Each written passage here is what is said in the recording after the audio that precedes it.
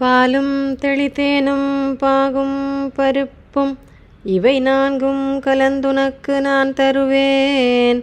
கோலம் செய் துங்கக் கரிமுகத்து தூமணியே நீ எனக்கு சங்கத்தமிழ் மூன்றும் தா. ஸ்ரீ குருभ्यो நமः. ஈஸ்வரோ குருராத்மேதி மூர்த்திபேத விபாகினே व्योमवद्व्याप्तदेहाय दक्षिणामूर्तये नमः. வாக்குண்டாம் நல்ல மனமுண்டாம் மாமலராள் நோக்குண்டாம் மேனினுடங்காது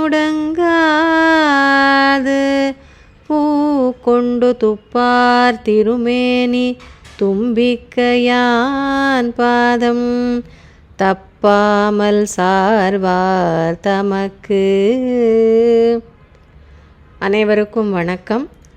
ஸோ இந்த பதிவில் நம்ம இந்த ஔவை பாட்டி எழுதிய இந்த செய்யுளை தான் நம்ம பார்க்க போகிறோம். நாம் எல்லோரும் அறிந்த ஒரு பாடல் தான் இது.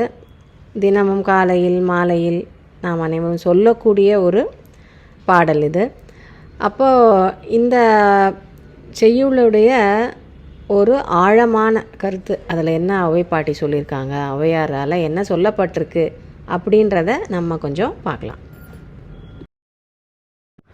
வாக்குண்டா நல்ல மனமுண்டா மாமலராள் நோக்குண்டா மேனினுடங்காது பூ கொண்டு துப்பார் திருமேனி தும்பிக்கையான் பாதம் தப்பாமல் சார்வார் தமக்கு. ஔவையார் அருளி செய்த மூதுரை என்று வழங்குகின்ற வாக்குண்டாம். அப்போ வாக்குண்டா நல்ல மனமுண்டா என்ற இந்த பாடலை நாம் மிகவும் நன்று அறிந்த ஒரு பாடல் தான், ஒரு செய்யுள் தான். ஆனாலும் அதில் நம்ம முழுமையாக நமக்கு அர்த்தம் தெரிஞ்சிருக்கலாம், இல்லை கொஞ்சம் பாதி அர்த்தம் தெரிஞ்சிருக்கலாம்.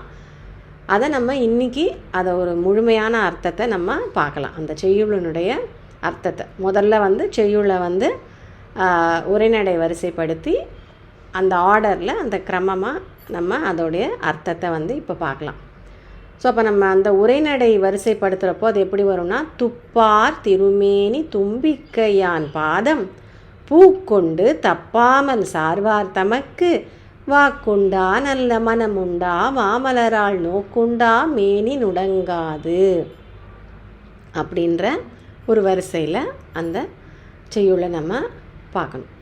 அப்போ துப்பு ஆர் திருமேனி, துப்பார், துப்புனா பவளம், ஆர் என்றால் நிறைந்த, அப்போ பவளம் போல் சிவந்த, துப்பார் திருமேனி பவளம் போல் சிவந்த தேகத்தையும் திருமேனியையும் தும்பிக்கையான் துதிக்கையையும் உடைய விநாயகரது. அப்போ பவளம் போல் சிவந்த தேகத்தையும் துதிக்கையையும் உடைய விநாயகரது பாதங்களை சரணங்களை திருவடிகளை தப்பாமல் தவறாமல் சேர்ந்து பூஜிப்பவர்களுக்கு, எதை கொண்டு தவறாமல் பூஜிப்பவர்களுக்கு,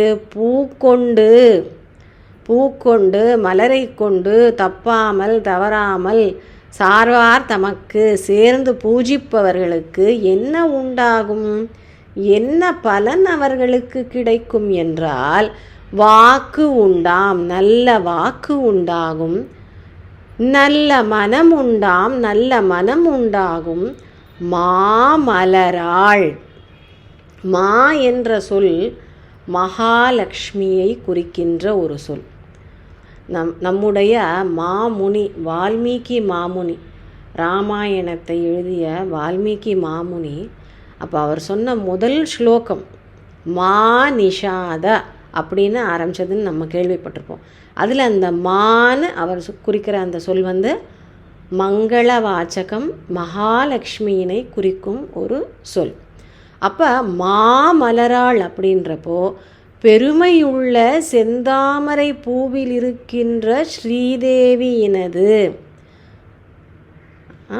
நோக்கு உண்டாம், அருட்பார்வை உண்டாகும்.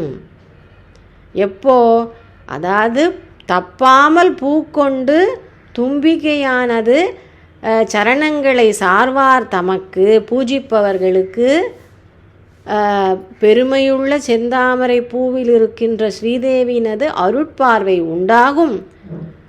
தேகம் பிணியால் வாடாது இருக்கும்.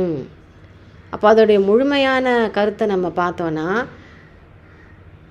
பவழம் போல் சிவந்த திருமேனியையும் தேகத்தையும் தும்பிக்கையும் துதிக்கையையும் உடைய விநாயகரது திருவடிகளை பூஜிப்பவர்களுக்கு எதை கொண்டு? பூக்கொண்டு தப்பாமல் சேர்ந்து பூஜிப்பவர்கள், அவருடைய திருவடிகளை சேர்ந்து அடைந்து, அவர் திருவடிகளையே சரணம் என்று அடைந்து பூஜிப்பவர்களுக்கு கல்வியும் மன தூய்மையும் செல்வமும் தேக வலிமையும் உண்டாகும் என்பதே அந்த செய்யுளின் கருத்து.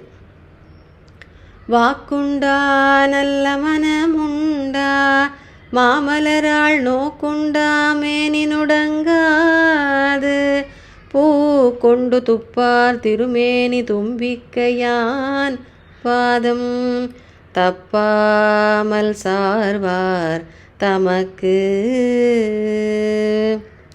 நன்றி. மீண்டும் சந்திப்போம்.